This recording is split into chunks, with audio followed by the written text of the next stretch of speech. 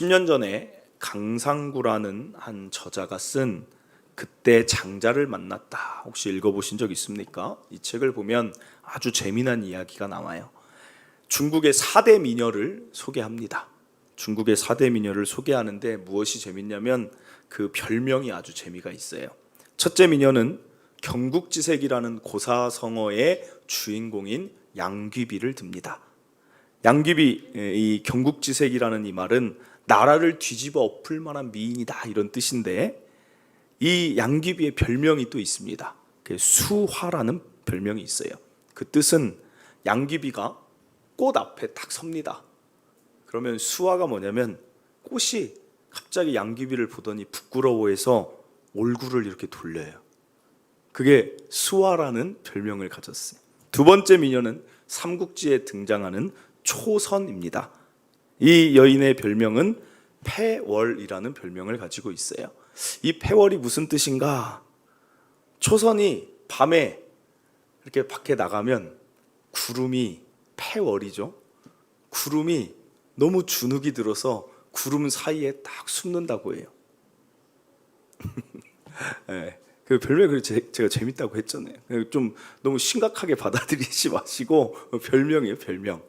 자, 그 다음에 세 번째 미녀는 한나라의 후궁이며 흉노의 후궁으로 끌려간 왕소군이라는 여인이 있어요. 이 여인의 별명은 낙안입니다. 낙안. 낙안은 어떤 뜻이냐면 왕소군이 이렇게 지나가고 있으면 하늘에서 새가 날아가다가 왕소군을 딱 봅니다. 그러다 갑자기 날개짓을 잃어버려요. 너무 아름다워서.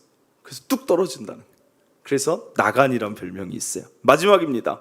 네 번째 미녀는 서시라는 사람인데 한나라의 수장을 유혹하기에 너무 아름다운 여인인데 이 여인의 별명은 침어라는 별명을 가지고 있어요. 침어는 어떤 뜻이냐? 물고기가 서시를 딱 보더니 넋을 잃고 헤엄치는 법을 잊어버렸어요. 그래가지고 물에 막 물고기가 막 잠기는 거예요. 여러분, 다 과장된 표현이죠. 어떻게 꽃이 고개를 돌리고 달이 숨고 새가 날개짓을 잊어버리겠습니까? 그런데 이 책이 하고자 하는 말은 미녀들의 이야기를 하고자 하는 게 아니라 지금부터 시작이에요. 이 서시라는 여인을 이야기하면서 이 여인이 병이 있었는데 위장병으로 추측합니다. 그러니까 이 여인이 속이 안 좋으면 사람이 어떻습니까? 늘 인상을 쓰게 되는 거예요. 그런데 그 인상 쓰는 그 모습이 너무 이쁘게 눈웃음을 짓는 모습으로 보이는 거예요. 그래서 이렇게 눈웃음을 치는 걸로 보이는 거예요. 그러니까 그 지역에 실제로 동네 처자들이 서시의 눈웃음을 다 따라하는 거예요. 여러분, 이게 얼마나 우습겠어요. 동탄 지역을 갔는데 사람들, 여자분들이 다 눈웃음 지어요. 제가 또 거울 보고 연습을 했잖아요. 눈웃음을 어떻게 줬을까? 서시의 동네 사람들이. 제가 한번 해볼게요. 이렇게 했을 거 아니에요. 생각해 보세요. 동탄 이마트 갔는데 마트에 있는 사람도 다 이렇게 웃고 눈웃음 짓고 해요. 이게 말이 됩니까? 이게 말이 돼요? 그러니까 이 책이 하고 싶은 말이 뭐냐? 서시의 눈웃음을 왜 따라하냐? 각자의 표정이 있는데 그 이야기를 하면서 4대 미녀를 말합니다. 여러분, 이 책이 말하는 게 아니라 원래 성경에 나와 있는 거예요. 시편 139편 13절 14절입니다. 주께서 내 내장을 지으시며 나의 모태에서 나를 만드셨나이다. 14절입니다. 내가 주께 감사하오면 나를 지으심이 심히 기묘하심이라. 주께서 하시는 일이 기이함을 내 영혼이 잘 아나이다. 여러분, 이게 무슨 말씀이에요? 다윗의 시편인데 무엇을 고백합니까? 히브리 구약 성경을 볼 때는 여러분, 강조점을 알고 싶으면 반복되는 어휘 단어를 보면 돼요. 나예요, 나를 지으심, 나를 내장에서부터, 모태에서부터 나를 지으심이 기이하나이다. 무슨 말이에요? 무엇을 감탄합니까? 나라는 자신이 감탄이 되어지는 거예요.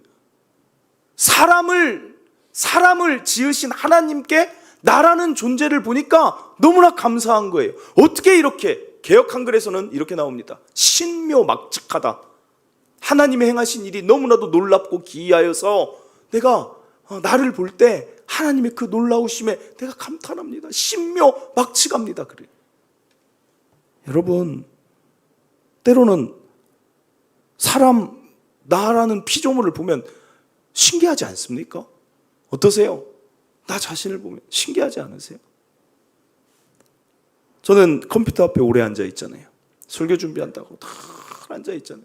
그럼 가끔 어떨 때 문득 이런 생각이 들어요. 아니 어떻게 내 손이 내가 생각하는 대로 즉각적으로 이렇게 타자를 막 치는지 모르겠다, 그런 생각이 들 때가 있어요.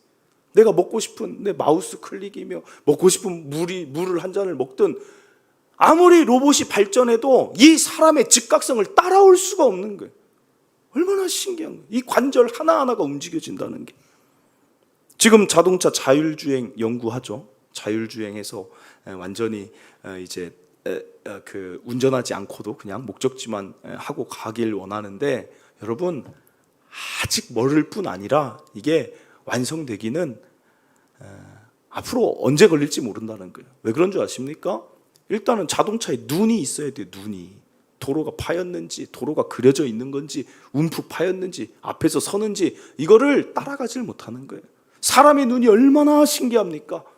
밤이 캄캄할 때 잠시 안 보였다가 어느 시점이 되면 내 눈이 동공이 확장돼서 빛을 막 흡수를 해요. 그걸 바라보는 거예요. 저는 가끔 아이를 이렇게 미술한다고 막 집에서 뭘 막 그림을 그리고 나면 그때마다 또 신기한 거예요. 아니 이 도화지에는 이 종이에는 물 한번 묻으면 그 지울 수가 없는데, 다시 재활용이 안 되는데, 우리 손에 묻은 그건 무엇이 묻었든 씻고 또 씻으면 깨끗해지는 원래의 모습으로 돌아간다는 거. 이거 신기하지 않습니까? 여러분 이게 다 우연이겠습니까? 지금 우리의 심장이 뛰면서 뭘 하고 있어요? 여러분에게 필요한 산소를 공급하고 있고, 그 피를 혈액순환을 통해서 여러분에게 필요한 영양분을 계속해서 공급해가고 있고, 제가 이번에 사람 몸이 얼마나 신기한지 찾다가 정말 신기한 것, 우리 혈관을 한 줄로 다 이으면 이 길이가 어떻게 되는 줄 아십니까? 깜짝 놀랐어요. 저와 여러분 몸속에 있는 혈관을 하나하나 다 이으면 지구를 2번 반을 감는데요.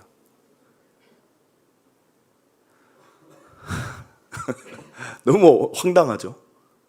그게 우리 몸에 들어있어요. 그러니까 하나님이 우리를 지으시고 어떻게 말씀하신 줄 아십니까? 창세기 1장 31절입니다.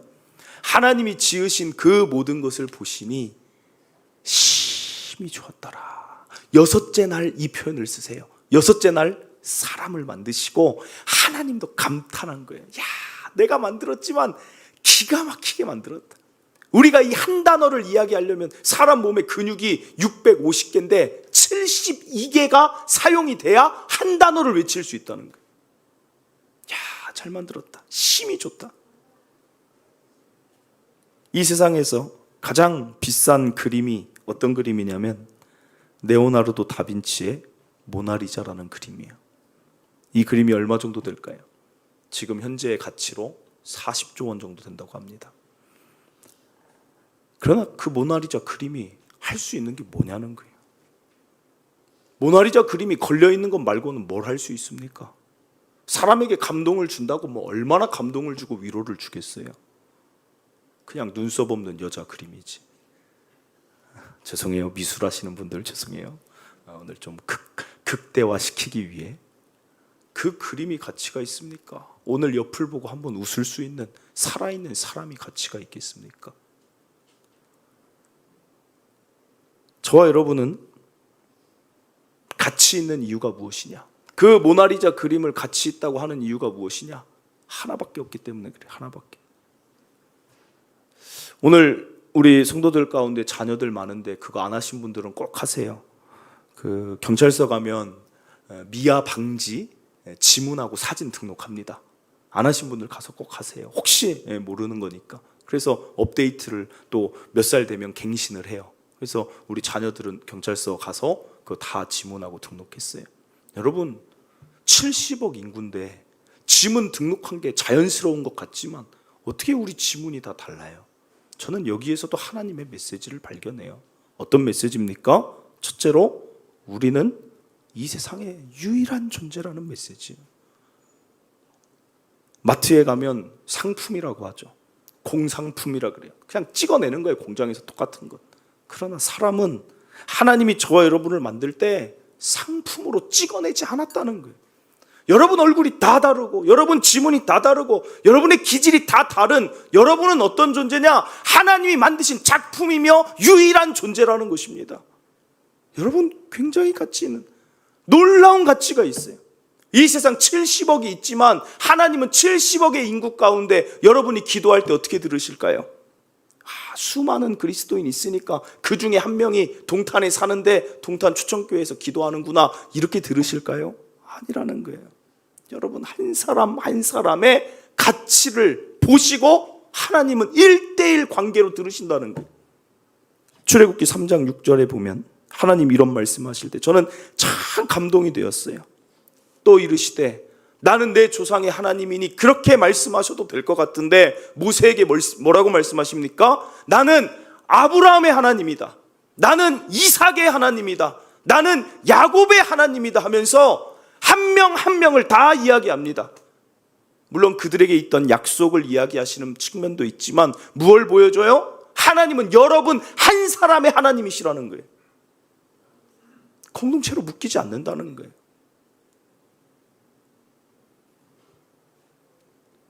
이사야 49장 16절 여기도 단수를 써요.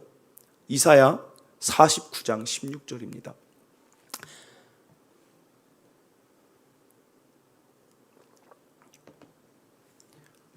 내가 너를 내 손바닥에 쓰겠다 그래요. 여러분이 오늘 그냥 나온 것 같은데 여러분은 어떤 존재냐면 하나님의 손바닥에 기록된 존재라는 거예요. 중요한 거 어디다 써요? 다 예전에 손바닥에 썼잖아요.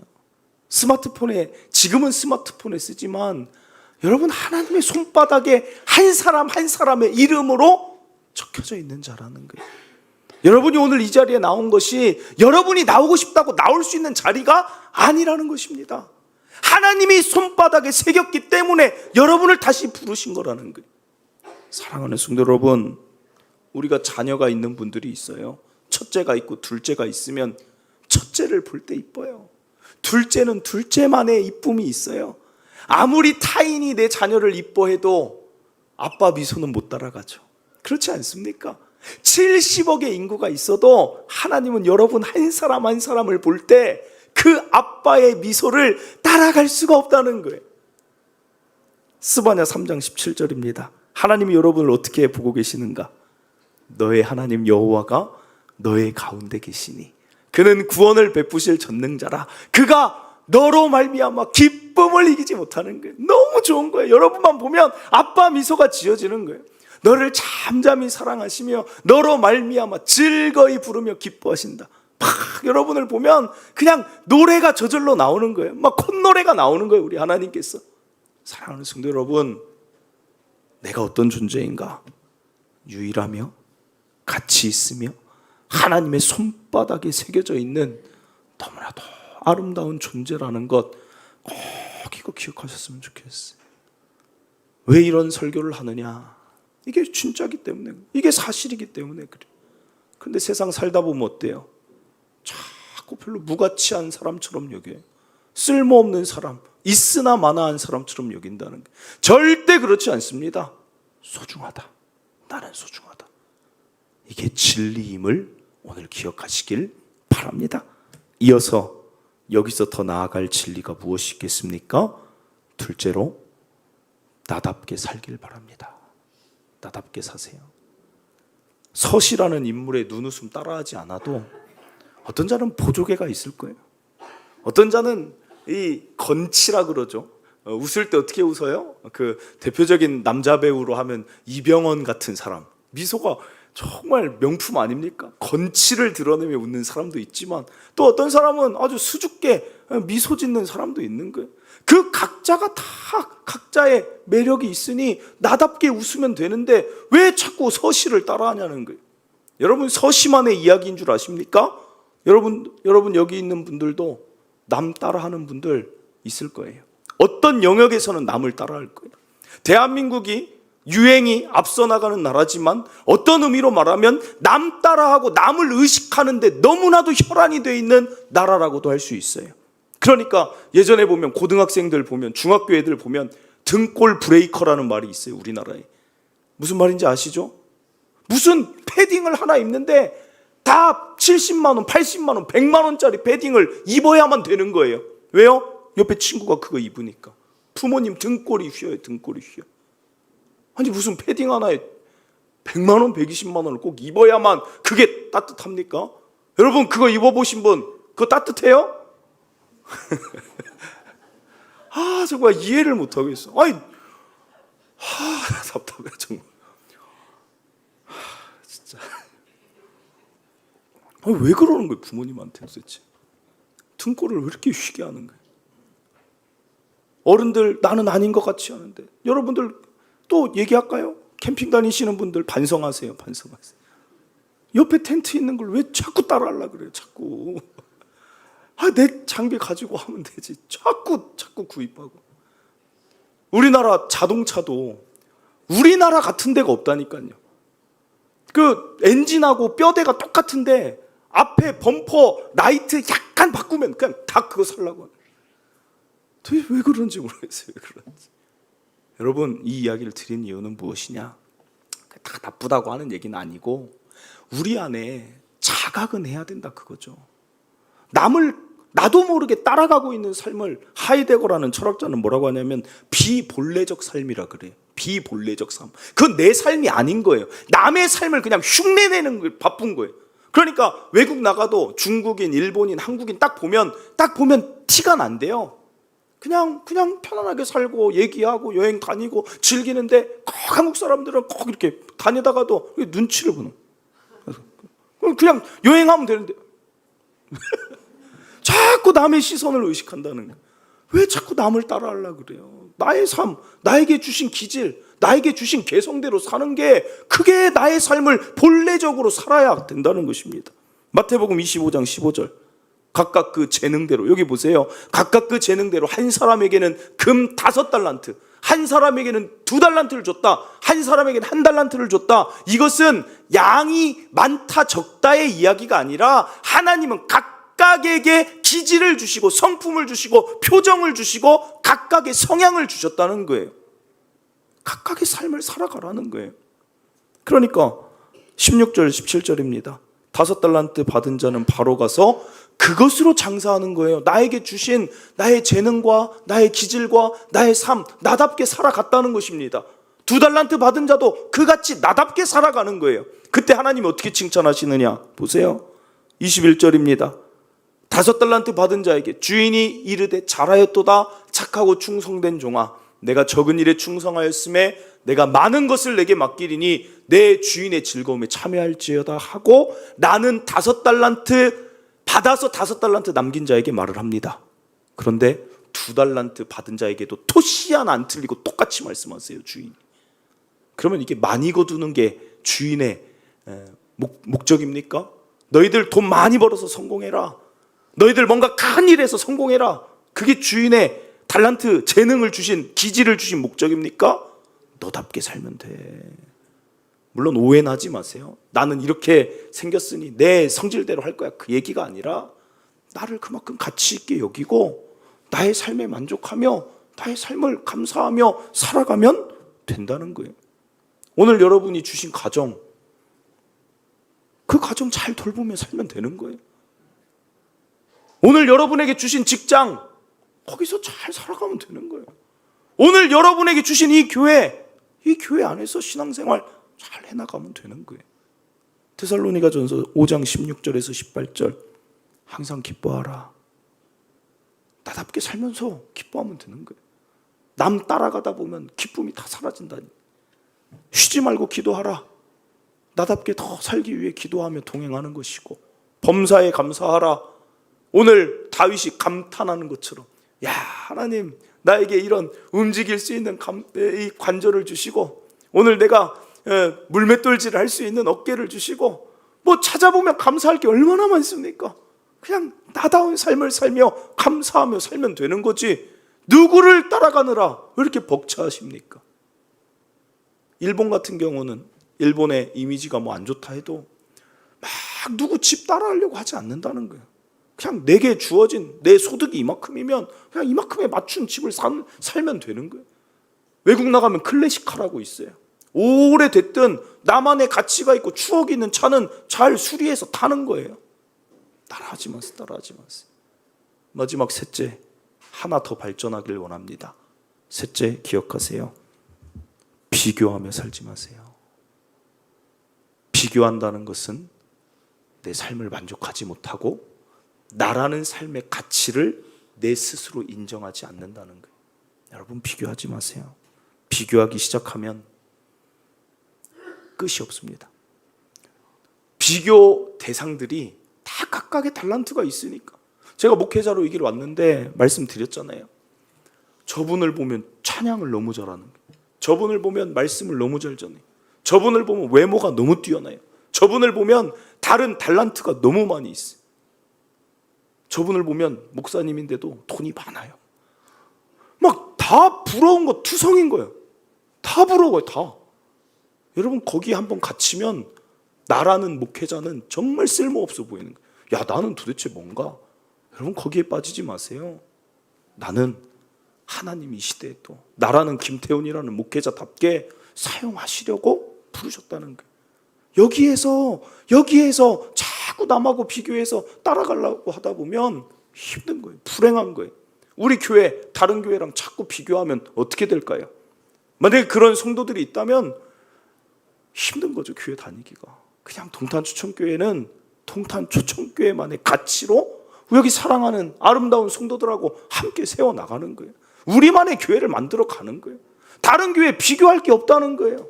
그 비밀을 아는 자가 즐겁고 기쁘고 만족이 있고 감사가 있는 것 아니겠습니까?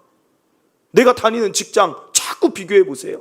삼성 다니는데 자꾸 LG랑 비교해 보세요. 삼성 다니시는 분들이 나 비교 안 하는데 세계 제1의 기업 비교 안 하고 이러면 또 LG 다니시는 분들이 있어요. 자꾸 예를 잘못 들어. 외국계 기업 뭐죠? 그 반도체 이 주변에 많으니까 뭐죠? ASML인가요? 맞죠? 외국계 기업이 자꾸 뭐 국내 기업 비교하고 그러면 무슨 만족이 있겠냐는 거예요. 여러분 그 직장에 좀 이직할 때 할지언정 좀 자부심을 가지고 다니세요. 야, 그래도 이 직장 좋은 점 발견하면서 막 비교하면 여러분 이직이 막 쉽게 됩니까? 내가 사는 집도 만족하세요. 야, 비가 안 새네. 야, 비가 안 새. 야, 에어컨 시원하네. 야, 밖에 뷰가 와, 밖에 아파트 그 아저씨도 보이겠네. 와. 예화가 자꾸 이상하죠. 제가 그런 데 살아봤거든요. 성남에서 사역할 때 빌라촌에 사는데 정말 거기서도 만족을 했어야 되는데 분명히 옆집인데 우리 집 같아요. 그 아저씨가 같이 사는 것 같아요. 그냥 문을 열면 야 막 하면 그냥 이렇게 다 듣고 있어요. 서로 다 이렇게 듣고 있다. 어떤 분이 막 노래를 불러요. 성남 그 빌라 그쪽에서 막 빌라촌 달동네 같은 데서 막 밤에 막 술 한잔 하셨는지 막 노래를 불러요. 우리 집에서 부르는 것 같아요. 그러니까 옆에 있는 사람이 또 누가 얘기를 해요. 조용히 좀 해라. 그런데 그분이 내가 내 집에 사는데 아니 이게 무슨 지금 동네가 아니 이게 집의 개념이 아니라 막 서로 막 다 같은 우리는 하나다 뭐 이런 느낌이에요. 근데 거기서도 또 그 재미가 있어요. 제가 막 오가면 막 옆에 할머니들이 또 앉아서 막 소일거리하고 고추 따시고 막 파 마늘 따시면서 막 다듬으면서 우리 전사님 어디 가셔? 저 또 어디 갑니다. 또 그 동네가 주는 즐거움이 있어요. 동네가 주는. 여러분 비교하지 좀 마세요. 비교하지 좀. 우리나라를 또 다른 나라랑 비교하지 마세요. 비교하면 끝이 없어요. 불행해요. 내가 하찮아 보이고 가치 없어 보여. 제발 비교하지 마세요. 자녀들 누구 집 자녀랑 비교하지 마세요. 하나님 자녀는 나에게 주신 고유한 가치대로 나의 모습대로 살아가면 되는 거예요. 한 가지만 말씀드립니다. 피타고라스라는 사람이 사람들의 삶을 어떻게 비유했냐면 올림픽에 비유를 해요. 인생은 올림픽이다. 어떤 사람은 선수로 오고 어떤 사람은 관객으로 오고 어떤 사람은 장사하러 온다 그래요. 그렇지 않습니까? 올림픽, 이 세상에 의미가 있으려면 누군가는 선수도 있어야 되지만 그 선수를 가르치는 코치도 있어야 되는 거고, 어떤 사람은 그들의 시합을 봐주는 심판도 있어야 될 것이며, 어떤 사람은 그들을 보며 박수 쳐줄 수 있는 관객도 있어야 되고, 어떤 사람은 그 경기를 중계하는 사람도 있어야 되지 않겠습니까? 금메달을 만들어주는 사람도 필요한 것이고. 그러니까 여러분의 삶은 비교할 게 아니라 여러분의 주어진 그 삶의 영역에서 여러분의 삶을 살아가면 그 자체로 필요한 삶을 살아가고 있는 것입니다. 비교하지 마세요. 한 말씀만 드리고 마칩니다. 카피라이터 정철 씨가 이런 말을 했어요. 남을 이기면 1등이 되고 나를 이기면 인류가 된다. 그래요. 참 성경 원리 같아요. 하나님은 남을 이기라고 한 적 없어요. 나를 이기는 거예요. 나를. 남과 비교해서 그자를 따라잡는 삶이 우리의 목표가 아니라 어제의 나보다 오늘의 내가 더 성숙하면 되는 거고, 작년의 나보다 올해의 내가 더 성숙함을 향해 달려가는 게 그리스도인의 나다운 삶의 방향인 줄 믿습니다. 말씀을 맺습니다. 오늘 시편의 저자만 자신을 향해 감탄하지 않길 바랍니다. 오늘 저와 여러분 다윗이라는 그 사람처럼 아주 독특한 피조물이요, 하나님의 형상으로 지음받은 유일한 존재인 여러분, 자신의 삶을 가치 있게 소중하게 여기시길 바랍니다. 둘째로, 나다운 삶 살아가고 남 따라가지 마세요. 셋째, 비교하지 않는. 오히려 비교는 어제의 나와 오늘의 나를 비교할 수 있는 성숙한 그리스도인 되시길 바랍니다. 오늘 함께 찬양하고 말씀 붙들고 기도하기를 원하는데요, 이 찬양은 오늘 말씀이 좀 이렇게 담겨있는 그런 찬양이어서 좀 저도 준비하면서 좀 생소했지만 또 너무 어렵지 않은 찬양이니 함께 가사와 말씀을 좀 생각하며 함께 은혜 누리길 바랍니다.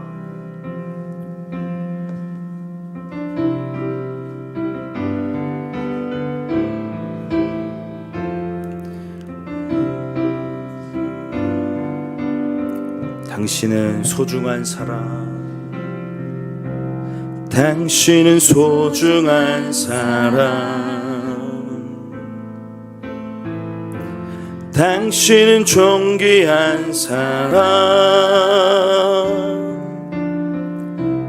이 세상에 하나뿐인 당신은 너무나도 소중한 사람. 다시 한번, 당신은 소중한 사람, 당신은 존귀한 사람, 이 세상에 하나뿐인 당신은 너무나도 소중한 사람. 그런 당신을 사랑해요. 그런 당신을 축복해요. 사랑받기에 합당한 당신을 주의 이름으로 사랑한. 우리 처음부터 다시 고백하겠습니다. 당신은 소중한 사람, 당신은 존귀한 사람,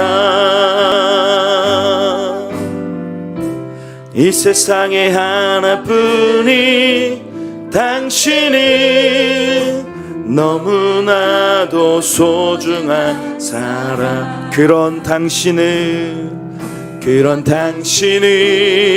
사랑해요. 그런 당신을 축복해요. 사랑받기에 합당한 당신을 주의 이름으로 사랑합니다. 우리 시간에 좀 당신은 소중하다고 하는데 좀 옆에도 좀 축복했으면 좋겠어. 내가 소중하면 옆에도 같이 있는 거 아닙니까? 좀 부부끼리 앉으신 분들이 있으면 좀 서로 좀 이렇게, 교회는 꼭 이렇게 축복하라면 이렇게 좀 이렇게 손을 내밀고 좀 하는 그런 문화가 있어요. 좀 어색하더라도 손을 좀 내미시든지, 좀 옆에 있는 부부 손을 좀 잡으시고, 옆에 부부가 아니어도 좀 가까이 앉으셔서, 정효진 집사님 그 옆에 가까이 좀 앉으셔서 서로 좀 손도 잡으시고 좀 축복하셨으면 좋겠습니다. 우리 한 번 더 옆 사람을 좀 축복하면서 또 바라보면서 우리 함께 당신은 소중한 사람입니다 함께 찬양하고 기도하겠습니다.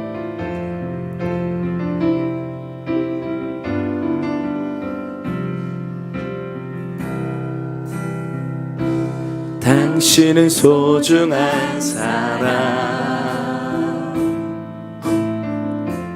당신은 존귀한 사람,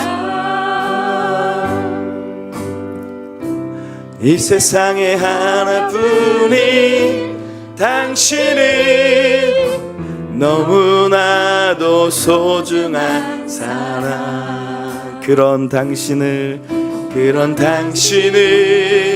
사랑해요. 그런 당신을 축복해요. 사랑받기에 합당한 당신을 주의 이름으로 사랑합니다. 아멘. 우리 함께 잡은 손이 있다면 좀 잡으시고 그대로 기도하길 원합니다. 여러분, 우리 하나밖에 없어요. 나 정말 소중한 자예요. 예수님이 십자가를 지고 누구를 위해 이 땅에 오셨냐면 여기 있는 여러분을 위해 오셨어요. 여러분 한 사람을 살리기 위해 오신 거예요. 나를 사랑하세요. 세상의 소리에 속지 마시고 내가 얼마나 가치 있는 자인지, 내가 얼마나 소중한 자인지, 여러분이 여러분을 사랑하지 않으면 누가 여러분을 사랑하겠습니까? 나를 귀하게 여기세요. 나는 하나님의 형상이며 난 하나님의 사랑, 하나님의 손바닥에 새겨진 자다. 여러분 삶 정말 아름다운 작품이라는 것 꼭 기억하시고, 남 따라가지 마시고 남과 비교하지 마시고, 나에게 주어진 이 기질과 나에게 주어진 이 성품과 어제의 나와 오늘의 나를 비교하며 더 성숙을 향하여서 나의 삶을 살아가면 되는 것입니다. 그리고 옆에 있는 이 사람들, 옆에 있는 이 사람, 나에게 주신 이 사람, 나와 같이 가치 있는 사람이니 그 사람들을 사랑하며 살아가는 더 아름다운 그리스도인의 삶 되시길 바랍니다. 오늘 말씀 기억하며 주여 한번 외치고 나를 소중히 여기겠습니다. 나다운 삶을 살고 비교하지 않고 감사하며 기쁘게 살아가겠습니다. 우리 기도 한번 하고 제가 마치도록 하겠습니다. 주여 한번 외치고 기도합니다. 주여, 하나님, 이 세상을 살아가다 보면 하나님, 나 자신을 너무나도 내가 스스로 비하하고 낮추고 학대할 때가 있습니다. 내가 무슨 쓸모가 있겠어? 내가 무슨 어떤 삶을 살아갈 수 있겠어? 내 삶이 한없이 작아 보이고 초라해 보이고 내 가정이 작아 보일 때도 있고 하나님, 나의 능력이 작아 보일 때도 있지만 하나님, 나는 나 자체로 이미 존귀하고 가치 있는 자인 줄 믿습니다. 하나님의 형상, 하나님의 모습을 닮은 하나님, 나 자체로 존귀한 자임을 늘 기억하며 살게 하여 주시옵소서. 비교하며 남 따라가며 열등감에 빠지지 아니하게 하여 주시고, 하나님이 주신 이 아름다운 나의 재능대로 하나님, 나의 주어진 자리에서 나의 가정을 섬기며 하나님, 교회를 섬기며 직장을 섬기며 하나님, 아름답게 이 삶을 여정을 한 걸음 한 걸음 나아가게 하여 주시옵소서. 하나님, 여기 있는 우리 성도들 가장 귀하고 존귀하고 하나님 사랑받기에 합당하고 하나님 너무나도 아름다운 자들이오니 우리 귀한 성도들의 삶을 하나님의 아름다운 이 메시지로 가득가득 채우실 줄 믿습니다. 한 사람도 주저앉거나 낙심하거나 하나님 쓰러지지 않고 하나님 사랑받으며 즐거이 살아갈 수 있도록 여기 있는 성도들 한 영혼도 빠짐없이 하나님 다 인도하여 주시옵소서. 더 많이 사랑해 주시고 더 많이 아껴 주시고 더 많이 하나님이 축복하여 주시고 이끌어 주시옵소서. 아름답게 일하실 줄 믿습니다. 주여 감사합니다. 하나님, 이 세상 살아가다 보면 자꾸 속습니다. 세상에서 나의 능력, 나의 가치를 자꾸 무시할 때도 있습니다. 또한 내가 내 자신의 적이 되어서 내가 내 스스로를 자꾸 깎아내릴 때도 있습니다.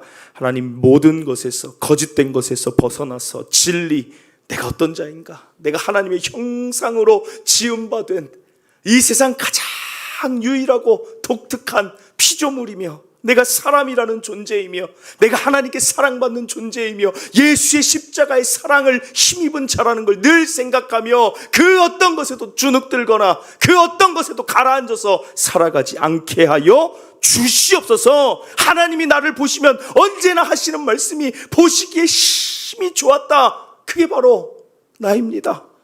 이 사실 잊지 않게 하여 주시고, 남 따라가느라, 비본래적 삶을 살아가느라 내 시간과 에너지와 모든 것 다 뺏기지 않게 하여 주시고, 남과 비교하며 불행의 늪으로 빠지지 않게 하여 주시옵소서.